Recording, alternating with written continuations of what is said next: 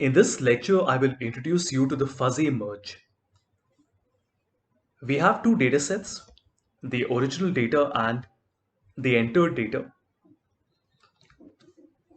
If you look carefully, the last 6 digits are matching in both the data sets. But whatever is appearing before those 6 numbers might not be exactly correct.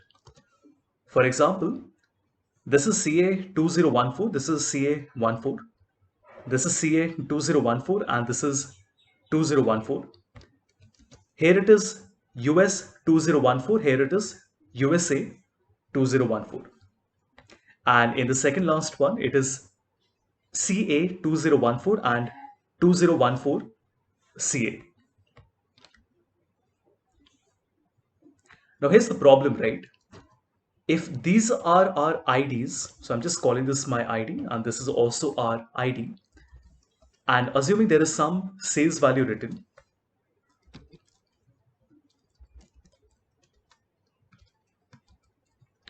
the problem is that I can't do a merge between these two data sets because they're not matching perfectly. For example, if we try to write a VLOOKUP, so if I say VLOOKUP, let me decrease the size of the worksheet. If we say VLOOKUP B6 with the entire table, column number 2, and an exact match, the problem is that a lot of these values are going to come as NA because the ID was not mentioned in the same manner in the second data set.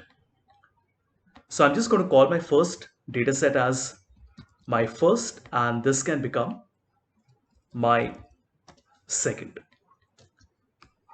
So we have something on Power Query called a fuzzy match, and let's see how those results work.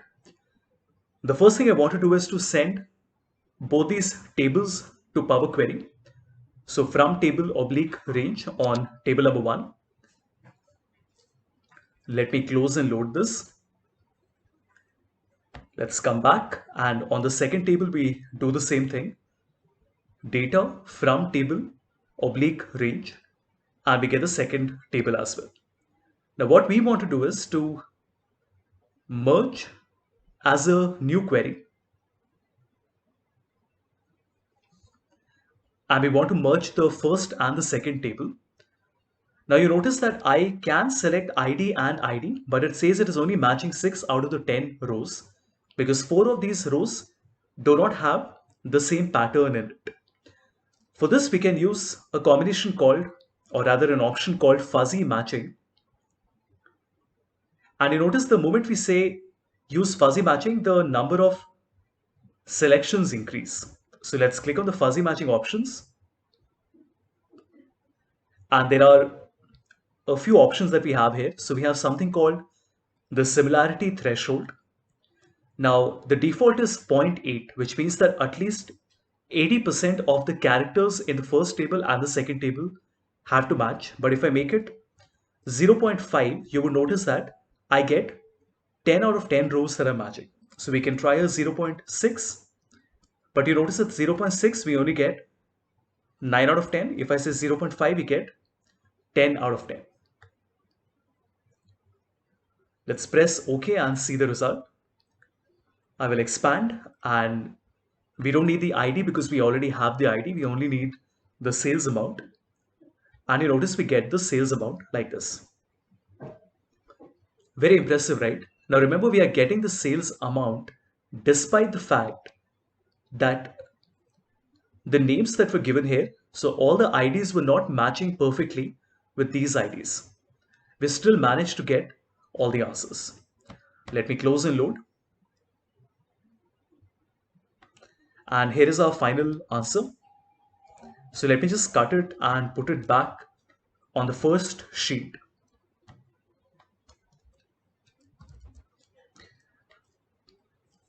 And if you look carefully, we have all our IDs here, but the numbers are coming from the second table. And all the numbers are getting picked up despite the fact that the data was not exactly matching between the first and the second table.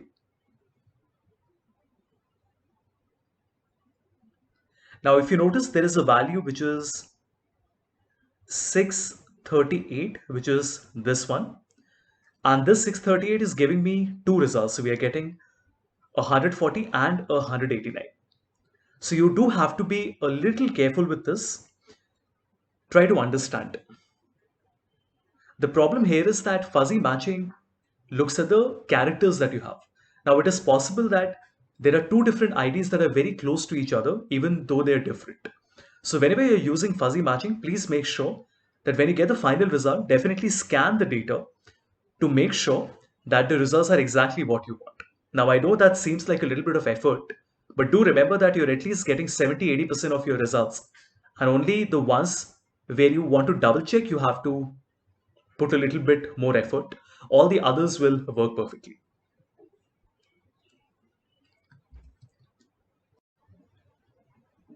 Let us look at another data set. So here we have five names and we have another five names.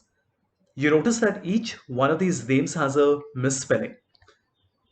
So in this, we have a missing, then we have a double S, then we have an H missing, and we have an S missing. We have a single T, and finally we have a U instead of the A.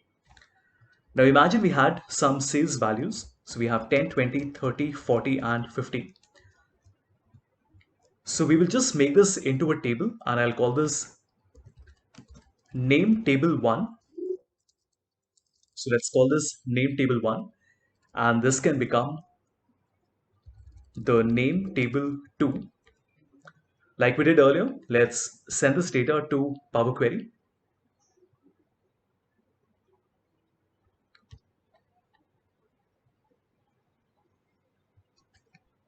Let's send the second table to Power Query as well. And once we have both these name tables, we can click on Merge Query as New. We want to select both our tables like this. And we want to use fuzzy matching on the name column and the name column. So you notice that despite the fact that the names were misspelled, it is still giving me all the results like this, right? So let's do this properly. We want to choose table 1 because that's the correct one, and then merge the second table on top of this. So table 2 has to be merged with table 1, the name column and the name column. The moment you click on fuzzy matching, you notice we get 5 out of 5 rows. But if you don't choose fuzzy matching, you get 0 out of 5 rows. Press OK, click on the expand button, select the sales value, and that's it. You get your results like this. So let me click on close and load. Put it on the same sheet. Now watch this. Imagine that tomorrow there is another transaction that happens and we have, let's say, James, and this time the person made another misspelling. So he called it GALAANG, just as an example. And the value is 60. If I right click and refresh,